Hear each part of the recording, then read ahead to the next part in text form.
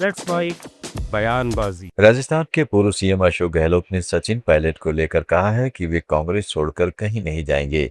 उन्होंने कहा है कि सचिन पायलट को अपनी गलती का अनुभव हो गया है और वे पूरी तरह पार्टी के साथ हैं। गहलोत ने बीजेपी के राजस्थान प्रभारी राधा मोहन दास अग्रवाल के सचिन पायलट को लेकर दिए गए उस बयान के जवाब में यह टिप्पणी की, जिसमें अग्रवाल ने पायलट को बहरूपिया बताते हुए कहा था कि उसकी एक टांग कांग्रेस में और एक न जाने कहाँ रहती है। के प्रभारी उन्होंने कहा कि टोंक का जो स्थानीय विधायक है वो बहरूपिया है, उसकी एक टांग कांग्रेस में रहती है, एक जाने कहाँ रहती है। हम यहाँ पर इसलिए सभा कर रहे हैं कि चारों सीटें जीतेंगे सचिन पायलट के लिए। उनकी दोनों टांगे कांग्रेस में ही है और कांग्रेस में रहेगी। अब उनके भटके आएंगे जो पहले गुमराह करके ले गए मानेसर के अंदर हमारे लोगों को, वो सचिन पायलट जी को भी अनुभव हो गया है कि इस प्रकार की गलती करने के क्या अंजाम होते हैं, ठीक है ना। इसलिए अब वो समझ गए हैं, संभल गए हैं, समझ भी गए, संभल भी गए हैं और मैं उम्मीद करता हूँ अब वो हमें छोड़ के कभी नहीं जाएंगे। और कुछ कहना मुझे? और हमारी सबकी पूरी पार्टी एकजुट है उनके साथ में। ठीक है।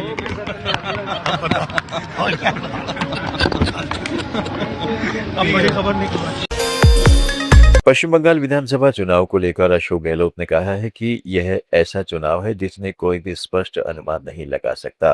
गहलोत ने भाजपा पर धन के दुरुपयोग का आरोप लगाते हुए कहा है कि मैंने इस प्रकार का आतंक कभी नहीं देखा।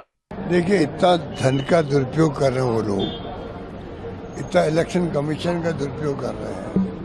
मेरी ख्याल आज़ादी के बाद में इस बार जो इलेक्शन कमीशन की भूमिका हुई है बंगाल में, मेरी समझ में इस प्रकार का आतंक कभी देखा नहीं। एफआईआर का आतंक अलग है। 90 लाख वोट कट गए, उसमें 31 लाख वोट सही पाए गए और सुप्रीम कोर्ट ने कहा आप बैठाइए जुडिशियल ऑफिसर्स को, न्यायाधीशों को। वो टीमें बनी, वो भी 31 लाख को जांच नहीं कर पाई।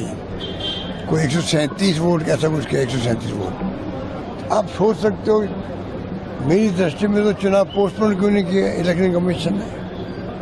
उनकी पहली ड्यूटी है डेमोक्रेसी को बचाने के लिए, चाहे कोई जीतो, चुनाव निष्पक्ष हो। सबसे बड़ी जिम्मेदारी कीजिए तो वो है इलेक्शन कमीशन ऑफ इंडिया की है। उसमें कोई जुडिशरी हो, प्रशासनिक लोग हो, सरकार हो, कोई मायने नहीं।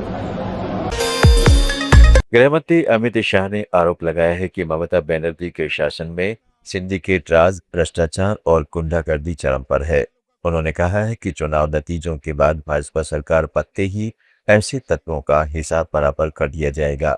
अमित शाह ने कहा कि ममता दीदी जा रही हैं, अब गुंडे रिस्क नहीं लेंगे। मैं नहीं मानता गुंडे दीदी का भरोसा कर अपना रिस्क लेंगे। दीदी जा रही है, जाने वालों का कोई नहीं मानता। गुंडों को पुलिस निपटेगी। कांग्रेस नेता कन्हैया कुमार ने पश्चिमी बंगाल में प्रधानमंत्री की नाव यात्रा पर कटाक्ष करते हुए कहा है कि पीएम मोदी कैमरा लेकर नौका विहार कर रहे थे। दरअसल वे देख रहे थे कि अगर सरकार बन गई तो कौन सी जमीनें अपने दोस्तों को सौंपनी है।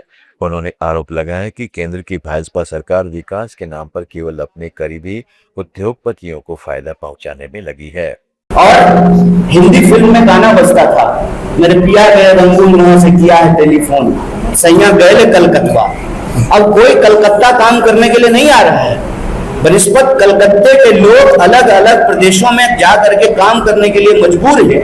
और यही बीजेपी की सरकार अगर वहां पर है तो बंगाली बोलने वाले लोगों को, बांग्ला बोलने वाले लोगों को घुसपैठिया बोल करके उनके साथ बदतमीजी की जाती है, उनका लिंचिंग किया जाता है, फर्जी मुकदमे किए जाते हैं, उनको जेलों में डाला जाता है। और वही लोग जो चुनाव से पहले कागज मांग रहे थे, आज बंगाल की गलियों में घूम घूम करके प्रधानमंत्री वोट मांग रहे हैं। मैं कहता हूं कि वो यहाँ पर कैमरा लेकर के जो नदी में नौका विहार कर रहे थे, वो कैमरा नहीं है, दूरबीन है। वो बंगाल की संपदा को देख रहे हैं कि अगर उनकी सरकार बनेगी तो बंगाल की संपत्ति को लूट करके अपने दोस्त के तिजोरी में पहुंचा देंगे। सवाल यह है कि इसको रोकने के लिए जो प्रदेश की सरकार को किया जाना चाहिए, उसकी स्थिति तो मुझे यही लगती है कि एक तरीके का सूडो फाइटिंग चल रहा है, सूडो फाइटिंग चल रहा है। बंगाल के लोगों के वोट काट दिए गए, बंगाल में कोई नई जो है यूनिवर्सिटी नहीं खुली, नया अस्पताल नहीं खुला, बंगाल में बिहार की तरह माइग्रेशन एक बहुत बड़ा इशू बन चुका है, और इन सब के बीच दोनों तरफ नफरत की राजनीति हो रही है, ध्रुवीकरण की राजनीति हो रही है। और मैं यह बात आपके सामने पूरी जिम्मेवारी से कह रहा हूं। उत्तर प्रदेश के मुख्यमंत्री योगी आदित्यनाथ ने पश्चिम बंगाल विधानसभा चुनाव के प्रचार में फिर कहा है कि 4 मई के बाद टीएमसी के गुंडे सड़क पर पंचर बनाते हुए दिखाई देंगे। योगी ने कहा है कि टीएमसी के बहुत सारे गुंडे अभी से अपने भविष्य की तैयारी कर रहे हैं। मैं देख रहा था बड़ा बाजार में, मैं गया था कोलकाता में, टीएमसी के गुंडों ने गुरुदेव रविंद्रनाथ ठाकुर की विरासत की हवेली पे कब्जा करके वहां टीएमसी के झंडे लगा दिए। माननीय न्यायालय के आदेश से वो फिर हटाए गए। टीएमसी के गुंडे जगह जगह कब्जा करते हैं, लेकिन 23 अप्रैल को पहले चरण के मतदान के रुझान के बाद अब उनमें भय पैदा हुआ है। अब वे अपना ठिकाना ढूंढ रहे हैं। 4 मई को जब परिणाम आएगा, टीएमसी के गुंडे कहीं न कहीं आपकी सड़कों पर पंचर बनाते हुए दिखाई देंगे, और इसीलिए मैं आज आया हूं आपसे कहने के लिए, इसीलिए मैं आपको कहने के लिए आया हूं, डबल इंजन की बीजेपी की सरकार का मतलब सुशासन। आपको शासन की योजना का मिलने वाले लाभ की गारंटी, आपका विकास, बेटी की सुरक्षा और व्यापारी की सुरक्षा भी, बंगाल के नौजवानों के लिए रोजगार की गारंटी, माताओं और बहनों के लिए स्वावलंबन की गारंटी, हमारे विरासत से जुड़े हुए मां काली के स्थान हो, बाबा तारकनाथ का स्थान हो। समाजवादी पार्टी के राष्ट्रीय अध्यक्ष अखिलेश यादव ने दावा किया है कि चुनाव खत्म होते ही डीजल, पेट्रोल और खाद सब महंगा हो जाएगा। उन्होंने आरोप लगाया है कि भाजपा चुनाव के दौरान जनता को लुभाने के लिए महंगाई पर जुत्ती साधे रखती है, और चुनाव खत्म होते ही देखिएगा डीजल, पेट्रोल, खाद सब महंगा हो जाएगा। ये भारतीय जनता पार्टी ने तैयारी कर ली है। हमें आपको महिला आरक्षण मूल्य बढ़ा देंगे और धीमे से रेट बढ़ा देंगे। प्रधानमंत्री नरेंद्र मोदी ने पश्चिमी बंगाल में चुनावी रैली के दौरान महिलाओं के लिए बड़ी घोषणाएं करते हुए कहा है कि बंगाल में भाजपा सरकार बनते ही गर्भवती महिलाओं को 21,000 रुपए की आर्थिक मदद दी जाएगी। उन्होंने कहा है कि बंगाल की बहनों और बेटियों के लिए भाजपा सरकार कई गारंटी लेकर आई है। साथियों, बेटियों की पढ़ाई, कमाई, दवाई, सुरक्षा और सुनवाई, ये बीजेपी की प्राथमिकता है। मातृशक्ति भरोसा कार्ड एक प्रकार से 36,000 रुपये का चेक है। इतना सारा पैसा एक साल में बंगाल की बहनों को मिलेगा। इतना ही नहीं साथियों, बंगाल की बहनों बेटियों के लिए जीवन के हर चक्र में एक सुरक्षा कवच बुना गया है। बंगाल बीजेपी सरकार गर्भावस्था के दौरान 21,000 रुपये की सीधी मदद देगी। बेटी हुई तो सुकन्या समृद्धि योजना के तहत ज्यादा ब्याज मिलेगा। बेटियों को सर्वाइकल कैंसर का टीका मुफ्त लगाया जाएगा। साथियों, बेटी जब कॉलेज पहुंचेगी तो उसकी पढ़ाई के लिए 50,000 रुपये की मदद मिलेगी। और सरकारी नौकरी में भी बंगाल की बीजेपी सरकार बेटियों को 33% आरक्षण देगी। इसके अलावा पुलिस फोर्स में बहुत बड़ी संख्या में बेटियों को भर्ती किया जाएगा। राहुल गांधी ने डिलिमिटेशन बिल पर केंद्र सरकार पर आरोप लगाया है कि BJP south India, north east और छोटे राज्यों को कमजोर करना चाहती है। उन्होंने कहा है कि भाजपा नेताओं को लगता है कि वे उत्तर भारत में मजबूत हैं और वहां कभी नहीं हारेंगे, लेकिन वे गलत है। उन्होंने कहा है कि भाजपा पॉलिटिकल फायदे के लिए नॉर्थ और साउथ के बीच झगड़ा पैदा करने की कोशिश कर रही है। अब वो ये कह रहे हैं कि हम नई वुमेन्स बिल एक्सटेंड करना चाह रहे हैं, but actually it's not a women's bill. Yes, it is a delimitation. It's very simple. It's delimitation. It's delimitation. And ये कर क्या रहे हैं, मैं आपको बता देता हूँ. ये चाहते हैं कि सदर्न इंडियन स्टेट्स को, स्मॉल स्टेट्स को, नॉर्थ ईस्टर्न स्टेट्स को निपटा दो. Yes. और मेन जो नॉर्दर्न स्टेट्स हैं उनको आप ज्यादा सीटें दे. they have a strong hold. Yes. Now this is a problem. I'll tell you why. Because first of all, BJP सोच रही है कि हम नॉर्थ इंडिया में कभी हारेंगे नहीं. वो सच नहीं है, वो हारेंगे. That's a different story. But why is it a problem? It's a very dangerous thing to do. Federal. Why? No, because in 1971, Indira Gandhi faced the same problem. She said no, we are not going to increase the number of seats. After that, in 2002, Atal Bihari Ji faced the same thing and he said we're not going to touch this. Why?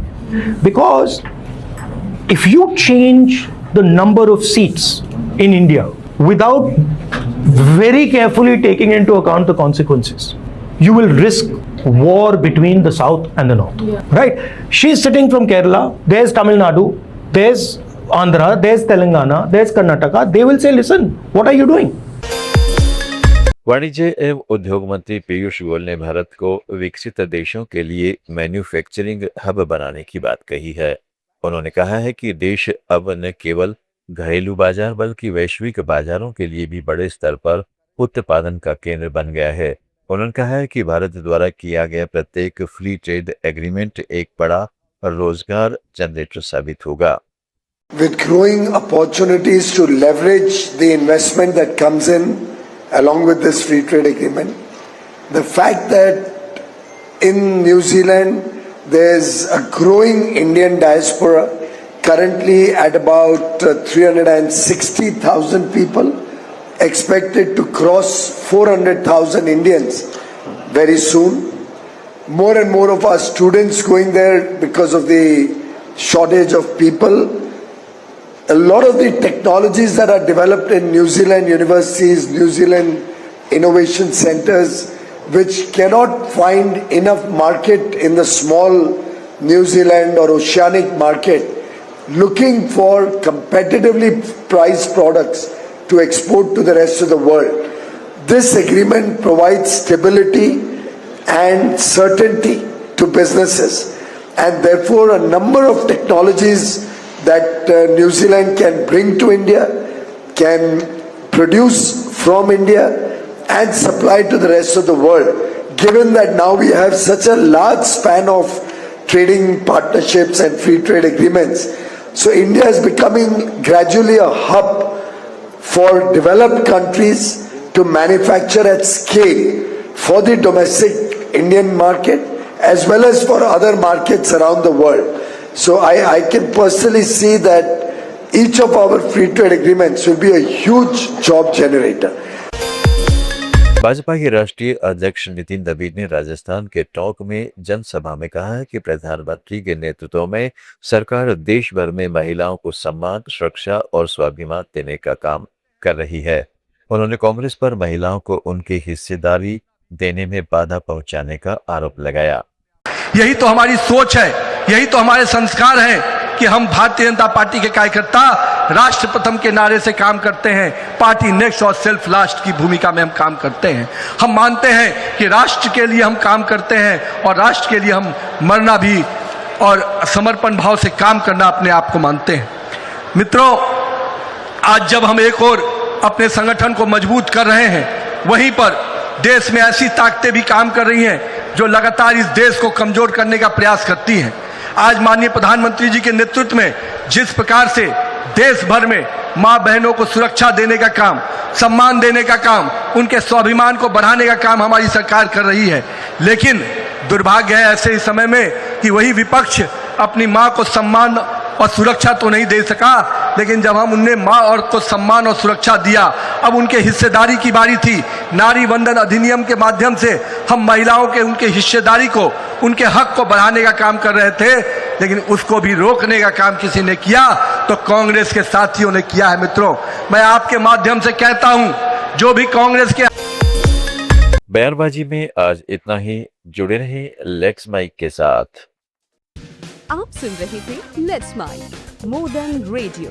Follow कीजिए हमें हमारे social media platforms पर.